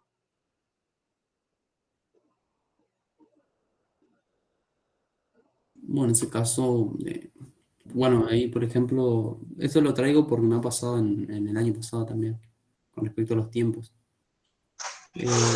Que cambia la perspectiva sobre los alimentos. Claro, usted tiene que ver cuándo, usted tiene que ir a estudiar sobre sobrepeso ahí, decir, bueno, ¿cuándo puedo esperar yo algún cambio en este paciente? No lo puede sacar de la galera al tiempo, ¿me entiende? Eso es lo que le estoy tratando de decir. Ahí va a tener que usted ir a los libros, estudiar teoría, ir a determinar cuándo es posible que yo pueda hacer bajar de peso a un paciente para llegar a un índice de masa corporal de 25. ¿Puedo obtener resultados en las primeras 4 horas? No, no se puede. No. ¿Puedo obtener resultados en la primera semana? Sí, puede ser. No sé si tanto, yo usted no lo puedo llegar al 25 en la primera semana. Intente bajar 7 kilos usted en una semana. Va a ser o sea, es un probablemente proceso la de... estrategia no sea la adecuada. Si usted logra bajar 7 kilos en una semana, está haciendo algo mal, digamos, en un paciente. No, pero se garantiza que va a estar 7 días adentro del establecimiento, por ejemplo. Sí, pero si usted se propone como objetivo llegar a índice de masa corporal 25 en 7 días, es un objetivo que es demasiado ambicioso, no lo va a lograr. ¿Puede hacerlo? Sí, puede hacerlo, pero no está basado en ninguna evidencia científica. Yo me pondría 30 días al menos, que es un poco un objetivo que es posible, 30 a 60 días, que sería un objetivo posible, siempre y cuando tengamos la adherencia del paciente, tengamos la coordinación con nutrición, tengamos la adhesión con ejercicio, tengamos la adhesión con trabajo grupal. Esta es un poco la estrategia de conocer, les digo porque uno los estudiantes llegan a este punto con estas correcciones que se le han hecho de los procesos y quedan enojados incluso con algunas correcciones porque no saben bien qué es lo que les pasa. Lo que pasa es que cada problema de enfermería requiere de investigación teórica y requiere de debate en torno a las posibilidades que tenemos de resolverlo. Incluso, les digo más, implica tomar decisión si lo voy a tomar como propio o no. Y acá siempre doy el ejemplo de la fiebre. Ustedes ven un paciente con fiebre, le pueden decir, bueno, ¿la hipertermia existe como diagnóstico? Sí, existe como diagnóstico. Pero si la solución va a ser administrar dipirona, es una solución que la está dando el área médica y no necesita ninguna intervención de enfermería. Ahora, si ustedes le van a agregar medio físico, le van a agregar tolerancia a la temperatura a un valor determinado, iniciar las estrategias antes de llegar a 38, bueno, si hay un cuidado intermediado, ahí pueden agregarle intervenciones de enfermería. ¿Se entiende? No estén tan pendientes del enojo de las correcciones del proceso, sino de la profundidad del problema que ustedes están diagnosticando y de considerarlo un problema complejo que requiere de análisis, requiere de investigación teórica. ¿Para qué? Para saber, primero, si voy a poder. Después de no frustrarme si no se soluciona, porque cualquiera de las variables puede también fallar. Digamos, si el paciente no adhiere a los tratamientos, nos pasa mucho con sobrepeso, nos pasa mucho con incumplimiento del régimen terapéutico. Los diagnósticos esos suelen tener, o esas etiquetas diagnósticas suelen tener fracasos en los objetivos. ¿Por qué? Porque dependemos de la voluntad del paciente. Recuerdan que ayer decíamos que Virginia Henderson decía que los problemas los pacientes los tienen en la voluntad, en la fuerza o en el conocimiento. Cualquiera de esas tres cosas puede fallar y depende del paciente. Entonces, si cualquiera de esas tres cosas falla, no vamos a lograr los objetivos y no va a ser necesariamente culpa, no me gusta usar esa palabra, pero responsabilidad de la enfermera, porque en el trabajo del cuidado hay dos partes, una es el que cuida y otro el cuidado, el paciente cuidado. Tiene que poner su parte también, porque si no, no vamos a obtener los objetivos. ¿Se entiende? No puedo ver su nombre, disculpe que no le pueda nombrar, pero ¿se entiende la respuesta? Sí, profe. Sí. El objetivo va a tener que ver entonces con la información que podamos recabar en evidencia de cuán rápido voy a encontrar resultados o cuándo puedo esperar a los resultados. Porque no puedo dejar a un paciente con dolor durante 24 horas, no puedo dejar a un paciente, o no puedo intentar disminuir el sobrepeso en 30 días, en un día. ¿Se entiende? Y va a depender del problema eso. Bien, determinar intervenciones específicas. Con respecto a esto de los objetivos, me olvidé decirles algo. En este año vamos a hablar con la colega, con Romina, con Romina Díaz, van a trabajar los que son las NOC. No sé si la han escuchado, pero son NOC es Nursing Outcomes Classification, son las clasificación de resultados de enfermería. Las CRE, que son escalas de Likert. Escalas de Likert son estas que se suelen encontrar ustedes que dicen del 1 al 5 tal cosa, del 1 al 5 tal cosa, distintos indicadores para determinar si los resultados esperados, y acá también puede responder un poco a su consulta, hay resultados esperados en las NOC relacionados con los diagnósticos.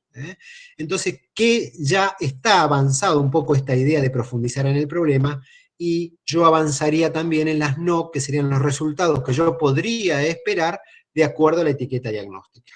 Y eso lo vamos a encontrar en las NOC. Así que ahí un poquito más adelante, cuando veamos proceso, vamos a ver un poco de las NOC, y vamos a ver lo que viene ahora, que serían las NIC. No sé si las han escuchado, pero así como las NOC son Nursing Outcomes Classification, disculpen mi inglés, las NIC son Nursing Intervention Classification, que son intervenciones, la clasificación de intervenciones de enfermería. Las CIE. Clasificación de intervenciones de enfermería es un trabajo que hicieron las enfermeras americanas, que ya se han internacionalizado, que es un conjunto de intervenciones para que las enfermeras indiquen con la misma lógica, con la misma taxonomía, con la misma clasificación, en relación a los diagnósticos. Y ya también están relacionadas las intervenciones en relación a los diagnósticos. Entonces uno al tener esas NIC ya relacionadas, es como más fácil construir planes de cuidado porque uno ya no tiene que inventarlos, sino que hay una guía ahí de las cuales uno puede extraer intervenciones para esos diagnósticos y elegir cuáles se adaptarían al usuario que yo estoy trabajando y cuáles son las estudiadas que son más efectivas. Eso sería la 14ª habilidad de pensamiento crítico, que es determinar las intervenciones específicas a los diagnósticos de enfermería. Y acá son identificar las acciones de enfermeras para monitorear, prevenir, controlar o resolver los problemas y lograr los objetivos, predecir respuestas a las acciones enfermeras, sopesar los riesgos y los beneficios, adaptar las acciones para hacerlas específicas a cada usuario. 15, y queda una más, me parece la 16, y ahí terminamos. Evaluar y corregir nuestro pensamiento. ¿Vieron todo esto que estamos haciendo? Está relacionado con que siempre los llevo a que ustedes busquen sus propios errores de pensamiento, sus propias dificultades en encontrar su objetividad. Siempre busquemos nuestros errores en pensamiento. Y acá los llamo a ser humildes en las opiniones, no asegurar con tanta soberbia, a veces hacer afirmaciones soberbias, sino dar opiniones profesionales con esa perspectiva de que otro puede estar viendo otra cosa. La idea es que todos veamos lo mismo, no es que cada enfermero le va a hacer diagnósticos distintos. Si yo llevo 5 estudiantes a ver al mismo paciente, los 5 deberían llegar a la misma conclusión diagnóstica. Para eso tenemos el método, que lo basamos en evidencia. Ahora, si no llegan a la misma conclusión, es probable o que estén pasando por alto alguna evidencia o que estén haciendo diagnósticos sin evidencia. Entonces, buscando nuestros errores podemos resolver esa situación. O me estoy quedando corto en la búsqueda de datos o estoy basando mis diagnósticos en suposiciones en las cuales estoy llegando a un razonamiento que no es sólido. Y por último, desarrollar un plan comprensivo y evaluar y actualizar el plan. El proceso de atención de enfermería implica un plan de cuidado que acá yo los invito a que ustedes los integren a todos los problemas que vean en los pacientes en un solo plan.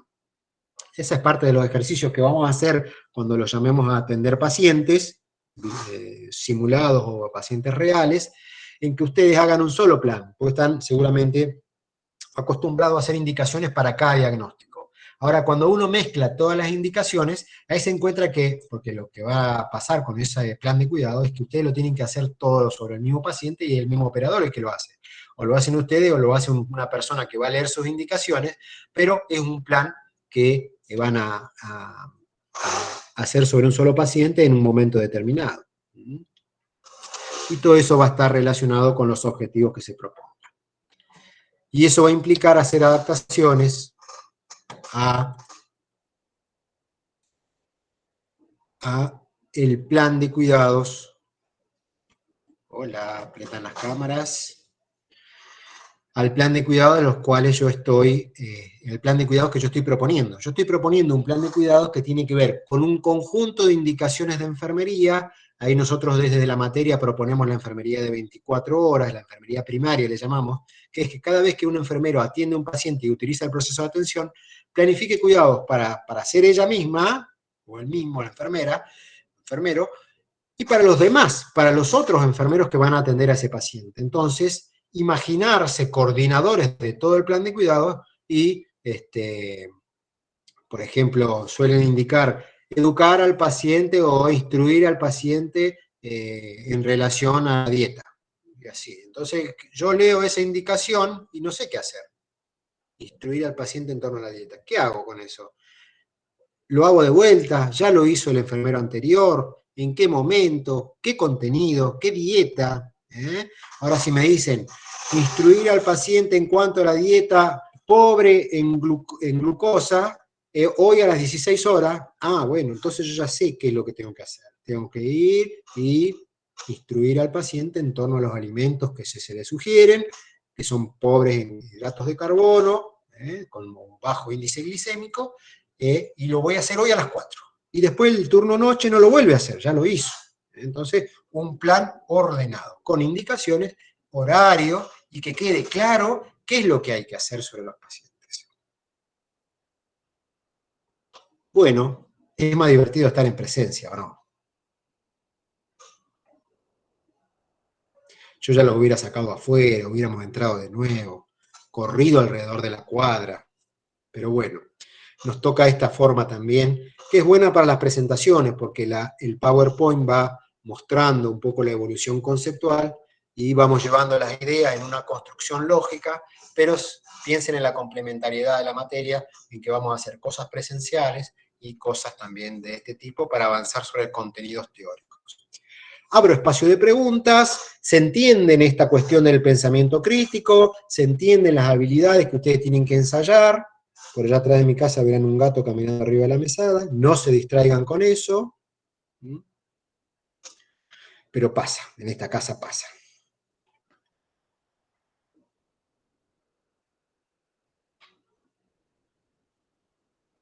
¿Están ahí o estoy solo acá yo? Yo veo caras, pero no veo. Acá estamos. Sí, se entiende, profe. ¿Tienen alguna pregunta? ¿Qué era el pensamiento crítico entonces? Vamos a ver si se entendió entonces. Vamos a ver si se entiende, vamos a ver qué era. ¿Qué era el pensamiento crítico?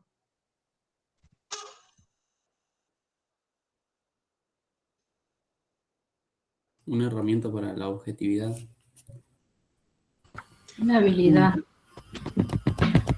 Un pensamiento dirigido. Un tipo de pensamiento, ¿no? Un tipo de pensamiento dirigido, centrado en el logro de objetivos, con una intención. ¿Y los enfermeros para qué lo usamos? Hay algunas palabras que son mágicas ahí.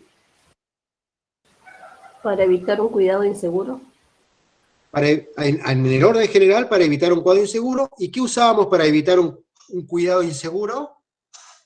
El pensamiento crítico. Me está dando una definición circular. Sí, pero ¿por qué vamos a usar? ¿Qué va a ser nuestro ancla? ¿En qué vamos a basar nuestro cuidado? Evidencia.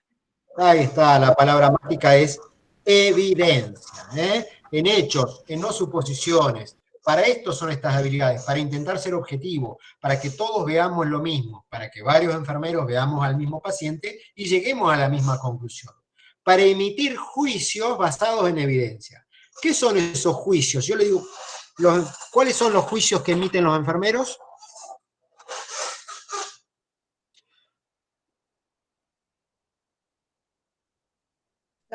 ¿Los diagnósticos? Diagnóstico de enfermería. Entonces, cuando se les pregunta a ustedes, emita su opinión profesional, ustedes tienen que emitir un diagnóstico de enfermería o lo que vamos a ver en la próxima, no, en la otra, problema colaborativo, que serían los dos puntos, los dos fenómenos del cuidado, los dos fenómenos en los cuales se desprenden cuidados y que implicarían un juicio que realiza la enfermera. La enfermera entonces llega, hace todo eso del proceso, ¿para qué? Para emitir un juicio basándose en evidencia, se basa en evidencia para que otro enfermero lo vea y diga, tiene razón Eliana, tiene razón Steffi, tiene razón Débora, tiene razón Flor, tiene razón Alan, tiene razón Axel, Gladys, no los veo a todos, pero bueno. Tienen razón en emitir ese juicio, ¿por qué? Porque acá, mosaico. Ahí los veo más. Porque se basan en estos datos, en estos hechos, que yo voy, los compruebo en el paciente y están presentes. Están presentes. Baso mis juicios en evidencia. Si ustedes notan que su juicio está siendo cuestionado, sean humildes y bueno, tal vez esté mirándolo yo, me falta evidencia para poderlo sostener. Si ustedes hacen un diagnóstico real y llegan al manifestado por y no saben qué escribir, algo les está faltando. Si llegan al diagnóstico de riesgo y hacen el relacionado con y no saben qué escribir, algo les está faltando evidencia, o le faltan factores de riesgo para emitir un diagnóstico de riesgo, o le faltan características definitorias para definir un diagnóstico real. ¿Estamos? Eso es emitir un juicio profesional. Entonces, ¿cómo ejercemos la enfermería? ¿Cómo ordenamos la enfermería nosotros? ¿Cómo ejercemos nuestra profesión profesionalmente? Emitiendo juicios profesionales, opinando profesionalmente. ¿Cómo es esa opinión? Porque ustedes me podrían decir, bueno, los enfermeros, ¿se acuerdan que ayer preguntábamos, ¿qué hace un enfermero? Y nos decían, sí, bañamos, colocamos venoclisis, sí, todo eso lo hacemos, pero ¿dentro de qué? Dentro de un plan enmarcado en juicios que basamos en evidencia. Porque si no, le enseñaríamos rutinas, le damos un curso de 6 meses y ustedes serían auxiliares de enfermería. Ahora, si ustedes no están en condiciones de emitir juicios basándose en evidencia, no van a llegar a la profesionalidad. Que sería extraer problemas de los pacientes, no extraerlos, sino visualizar problemas que tienen los pacientes en los cuales los enfermeros los podemos ayudar. Es una tarea compleja, no es una tarea simple, no piensen no hagan el pensamiento lineal, colocarle oxígeno al que viene con dificultad para respirar, porque puede estar peleado con la novia. ¿Se entiende? Ese es el pensamiento lineal. Bueno. Espero que les haya gustado. Con esto cerraríamos la clase de hoy. Nos encontraríamos el martes a las 15 horas en la Universidad Enalche. ¿Alguna pregunta más? ¿Algún tema que no les haya quedado claro? ¿Estaría en condiciones el martes de tomarles un examen hablando de pensamiento crítico?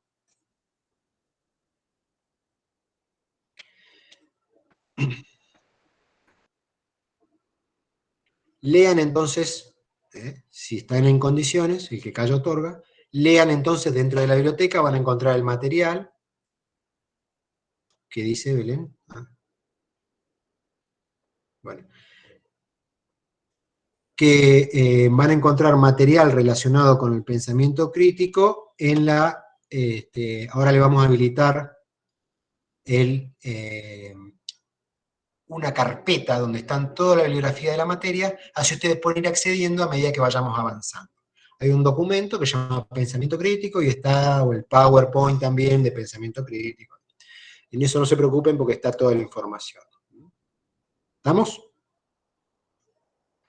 Yo sé que vienen de la pandemia y que están muy acostumbrados a lo virtual y que quieren clases grabadas nada más. La experiencia que tenemos nosotros es que la calidad del aprendizaje está relacionada con el intercambio que podamos tener también, más que con, porque si no le daríamos un enlatado, le daría esta materia y decir, bueno, vean todos los videos, esta materia está grabada en clase ya también, si quieren las ven o las han visto, capaz algunos, pero cada experiencia de aprendizaje es individual y cada necesidad de aprendizaje de ustedes es individual, por eso, aunque son muchos y nos va a costar a nosotros individualizarlos, porque son muchos,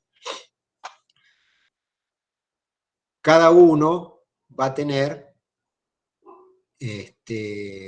ahora le digo a Débora, cada uno va a tener inquietudes distintas y va a tener un recorrido distinto para apropiarse de ese conocimiento y va a tener problemas distintos que va a relacionar con su experiencia de práctica. En la clase que viene vamos a hablar sobre modelos conceptuales, vamos a hablar de Virginia Henderson, vamos a hablar de la historia de la enfermería y cómo fue conformándose esta historia de los modelos. ¿Qué es un modelo conceptual? ¿Para qué nos sirve? ¿Para qué lo utilizamos? Algo hablamos hoy, pero lo vamos a hablar un poquito más en profundidad en la clase que viene, y vamos a hacer un ejercicio en vivo.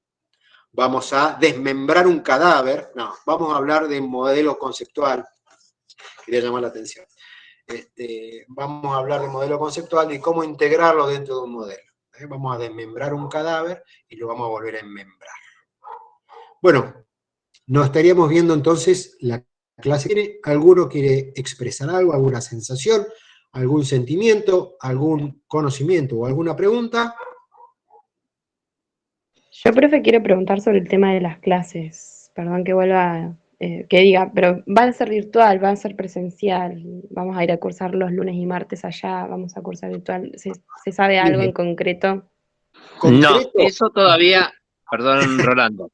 Gracias. Eso todavía yo ya lo contesté ya por el grupo. Vamos a ir viendo, pero las clases siempre van a ser presenciales, sean por medio de tecnología o en la sede de Ayer. Por eso mismo cada uno de ustedes está en el grupo de WhatsApp. ¿Sí? ¿Alguna pregunta más? esto vuelvo... ¿Con presencial toman asistencia o no? Sí, el presencial yo los estoy anotando a cada uno de ustedes. Nosotros con sus link que tiene su nombre anotado en el... que si no tienen el nombre de ustedes, pónganlo a su nombre, en los 3 puntitos pueden modificar el nombre. Nosotros sacamos de ahí la asistencia, si no nos va a quedar el nombre de algún hijo de ustedes, o de alguna pareja, o de otra persona que esté en la computadora, el usuario de Google, pero en los puntitos ustedes pueden modificar un nombre para que quede su nombre y apellido. Por eso les pedimos eso. Pero la asistencia la tomamos. A ver, hay algo que tenemos que decir, que es la presencialidad está dada por la sincronía. Ustedes están presentes en este momento, por eso van a encontrar que le decimos presencialidad a esto también. Porque ustedes están presentes ahora.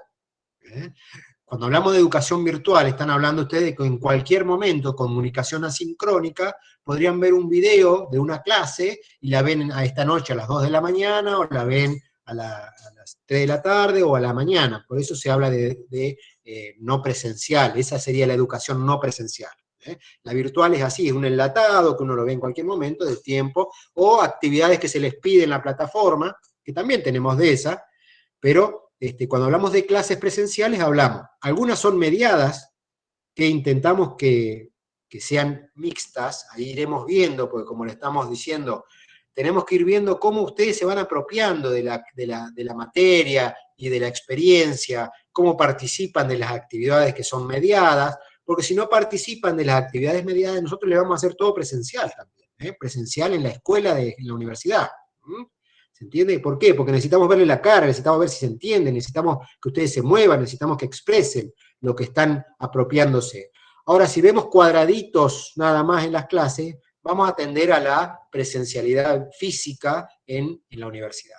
Y si vemos que fluyen las clases de manera mediada, tal vez avancemos más sobre las clases mediadas.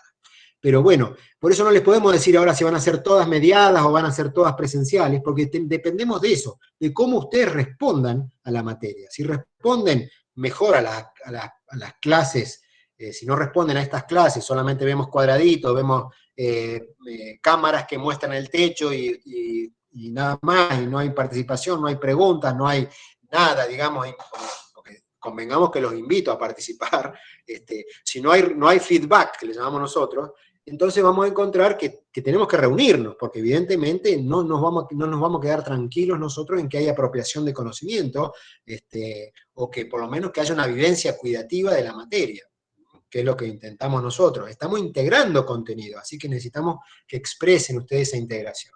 Si no, no lo descubrimos nunca. No estamos dando teoría nada más, estamos integrando contenido, y esa integración está dada a través de la relación conceptual, que es expresada por el estudiante. Para el martes que viene, chicos, el día 16, es presencial en la sede de Allen. ¿Y el lunes no hay clases? El lunes feriado, es mi cumpleaños. Ah, profe.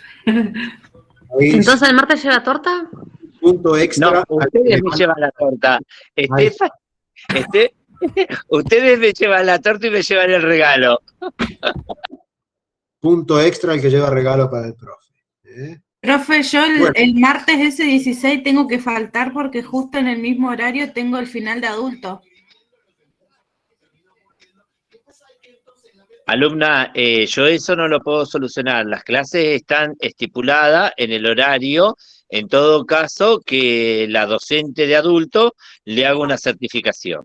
Ah, bueno, le pido entonces a ella que me haga una certificación. Y sí, nosotros ya tenemos la clase, ustedes tienen clase los lunes y los martes a la tarde con nosotros. Adulto, ustedes están en tercer año. Esta materia es de tercer año. Yo lo que no puedo es superponerme con materias de tercer año, pero de segundo, sí, no hay problema. No tengo posibilidad de mediar. Yo con la que puedo llegar a mediar, en todo caso, es ¿con quién? Con Ana Carrillo. Exactamente, con Ana Carrillo. Con Ana Carrillo. Con Ana Carrillo, claro, con Ana. pero no podemos suspender las clases nosotros porque sea semana de exámenes finales. En todo caso, no, se adaptan ustedes, digamos, el que falta buscará con sus colegas, sus compañeros, en relación a lo que pasó en esa clase, lo mismo que faltaron ayer. Lo que faltaron ayer, verán con sus compañeros dónde está la información. No podemos repetir las clases porque el tiempo es acotado, es fino. Podemos ir repasar en cada clase, como hoy repasamos un poco lo que vimos en la clase anterior, pero cuando ustedes faltan, justifican por qué faltaron, para no quedar libres de faltas, digamos, y buscan la información con los compañeros que vinieron. Esa es la actitud que tienen que tener y la conducta que tienen que tener frente al ausente. No pueden pedirnos a nosotros ni que modifiquemos los exámenes finales de otras materias, ni que suspendamos clases porque hay otras actividades, porque está estipulado que estas materias ya tienen determinadas estas horas. No, yo igual les aconsejo que estos 2 meses serían agosto y parte de septiembre, que nosotros metemos mucha teoría, y después vamos a ordenarnos en torno a la práctica, y ya entran en otra instancia ustedes en la materia. Así que traten de estar presentes lo más posible en estas primeras clases, que son donde nosotros definimos la metodología de la materia y la metodología del abordaje de la práctica que van a tener. Profe, una consulta. ¿Cuántas faltas se puede tener? Yo, por ejemplo, ahora estoy cursando porque trabajo y salgo a las 3 de la tarde. Trabajo en Cipolletti, de Cipo tengo que tomar el colectivo para ir a Allen. El lunes, bueno, el martes arreglé un horario, pero no me los dan siempre. Alumna, yo no puedo, a ver, yo también fui alumno, estudié en la Universidad de Córdoba y trabajé también, ¿sí? Cada uno de nosotros tiene que ser responsable donde trabaja o cómo trabaja y cómo lo hace. Usted está cursando una materia, está en una universidad. No, sí, eso ya lo sé. Yo estoy preguntando cuántas faltas se puede llegar a tener, por eso. En el programa tiene la información del ausentismo. Sí, lean el programa, por favor. Es un 20%. Una cosa un 20%. Igualmente, yo por ahí parece medio que nosotros nos ponemos duros en algo, pero imagínense que nosotros tenemos que ordenarla la materia y no podemos adaptarnos a cada uno de ustedes. Si ustedes consiguieron trabajo y justo les coincide con las horas, tienen que decidir si la van a hacer de manera libre, si tienen posibilidad de hacerla libre, o lo van a cursar en otro momento, pero nosotros no podemos cambiar la programación de la materia por las actividades que tenga cada uno de manera particular, digamos. Entendemos las situaciones, entendemos todas las situaciones, pero tenemos esta forma de ordenarnos nada más. No podemos hacer de esta materia algo virtualizado. Así que disculpen que por ahí no respondemos a todas sus necesidades en torno a la organización personal que tengan, pero es porque varias cosas. Son muchos, y otra es que también nosotros tenemos nuestras actividades y hemos destinado este tiempo a esta materia. Y lo vamos a destinar. ¿Estamos?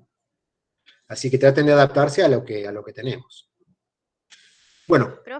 Profe, yo tengo una consultita. En septiembre va a ser el primer parcial, pero ¿se sabe más o menos qué semana, si la primera, la segunda, la tercera? Yo para Todavía organizarme... no.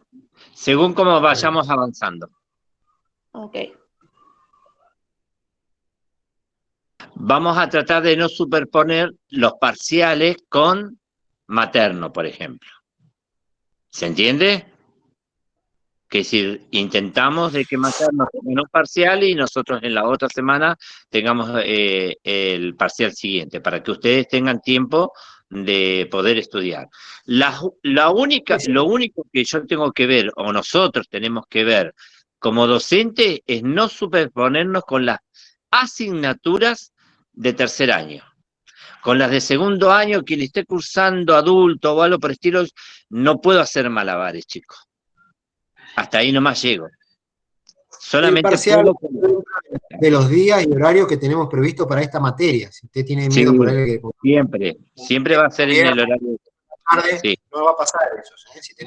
Si es un parcial de tipo presencial, no sé todavía, porque no lo hemos charlado, tenemos varias formas de medir en el primer parcial, pero si fuera que es un parcial de presencial, con estar sentados, digamos, atrás de una hoja, va a ser en el horario de que tiene esta materia, no va a ser en otros horarios, ¿no? Así que en eso no se preocupen.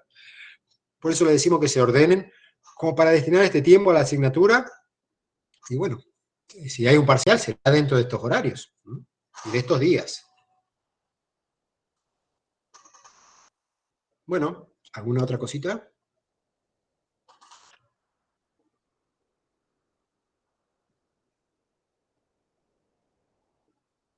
Bueno, nos vemos entonces. Bienvenidos a los que vienen por primera vez a Práctica Integradora del Cuidado de Enfermería. ¿No podrían armar un cronograma con los días de cursada? Los días de cursada, lunes y martes de 15 a 18 horas. Destinen eso. Ya se los doy al cronograma. Los días que son feriados no tienen clase.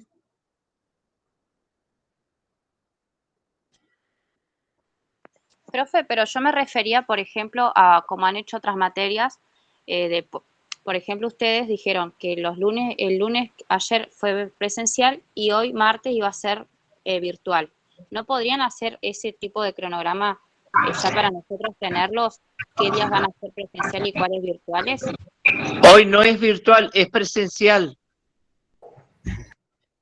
Claro, pero no es presencial en la sede. Pero Claro. pero es presencial.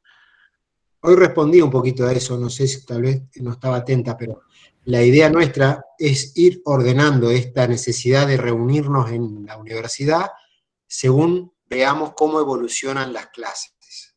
No lo vamos a decidir ante tiempo. ¿Se entiende, Nicole?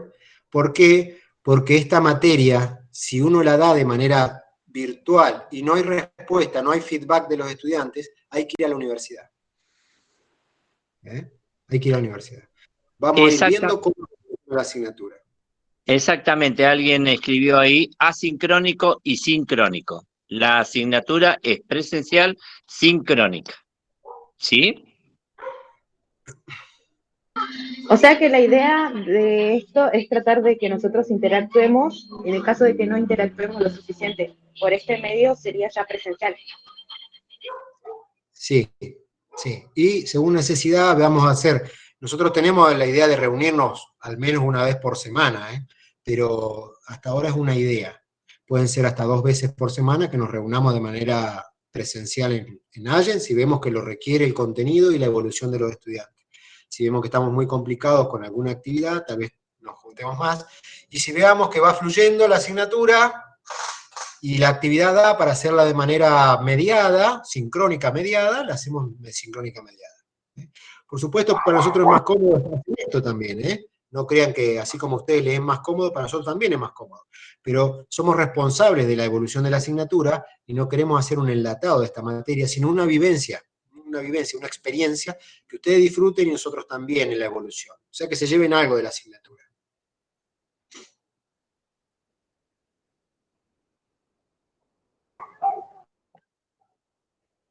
Bien.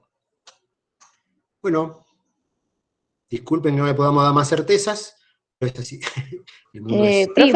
Profe, yo tenía una consulta en cuanto a certezas. ¿Vamos a tener algún tiempo estimulado de saber todo esto, cómo va a continuar, no sé, en septiembre del mes que viene?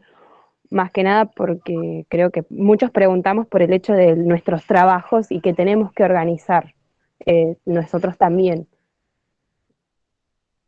Septiembre todavía no lo hemos organizado, estamos en agosto. Igual, atentos a sus necesidades, seguramente lo que vamos a organizar va a ser la práctica institucional. La práctica institucional, que es lo que por ahí les preocupa a ustedes en torno a sus trabajos. Vamos a aclarar algo. La parte teórica, que es esto lunes y martes, ya está, ya la tienen clara. Lunes y martes tienen que estar en las clases. Eso no necesitan que le digamos nada. Lunes y martes tienen que estar en la clase. A traer una computadora en su casa o en la Universidad de Nayarit. Lunes y martes. Lo que puede llegar a quedar es el momento de práctica, y ahí tenemos clasificado al grupo en 2. Uno son los estudiantes que hacen materno y los estudiantes que no hacen materno. Vieron que ayer le hicimos levantar la mano. O los estudiantes que ahora estamos viendo también planificando, los estudiantes que no hicieron adulto o lo hicieron en una terapia intensiva. Entonces vamos a ver si los podemos integrar a una instancia práctica para poder hacer integración de contenidos. Así que eso es lo que todavía no tenemos planificado y vamos a tratar de avanzar un poco en esa planificación atento a estas necesidades que ustedes están planteando. Pero todavía no se lo podemos dar porque no lo tenemos. Vamos a ver si lo podemos avanzar con el equipo en estas semanas para darles algún grado más de certeza. No sé, Belén, si le respondo a su inquietud. Por supuesto, Sí, profe, sí. Sí, me responde, muchas gracias. Bueno, es más que nada por el tema de organización, o sea, la materia y nosotros también. Así que muchas gracias. Profesor, eso del quienes tuvimos práctica en la semana en terapia intensiva, esa parte, digamos, lo que mencionaba. Lo vamos a charlar el martes, chicos, ¿sí? ¿Podemos dejarlo para hablarlo el martes con tranquilidad? Ok, profesor Gargat, aprovecho para disculparme porque ayer no pude enviarle el mensaje para que me ingrese en el grupo, se lo mandé esta mañana. Sí, no, todo bien, todo bien. No se preocupe, hubieron alumnos que eran las 12 de la noche y estaban mandándome ingresar. Ok, estoy pendiente entonces. Listo. Siempre estén pendientes, son las dos maneras que vamos a tener de comunicarnos. Por medio de la PEPCO y por medio del WhatsApp. El medio de WhatsApp lo que tiene que es rápido. Escribimos algo, el docente escribe algo y ustedes inmediatamente tienen la información al momento. ¿Se entiende? Y la PEPCO, por ahí ustedes tienen que entrar a la PEPCO, fijarse si hay alguna novedad o no. El WhatsApp es algo rápido. ¿Está? Por eso pedimos las dos.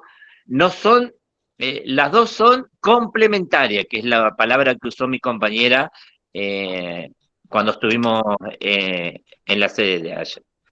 Es complemento, una cosa es complemento de la otra. ¿Está? Sí, profe. Bueno, estoy esperando nada más para ingresar al grupo. Gracias.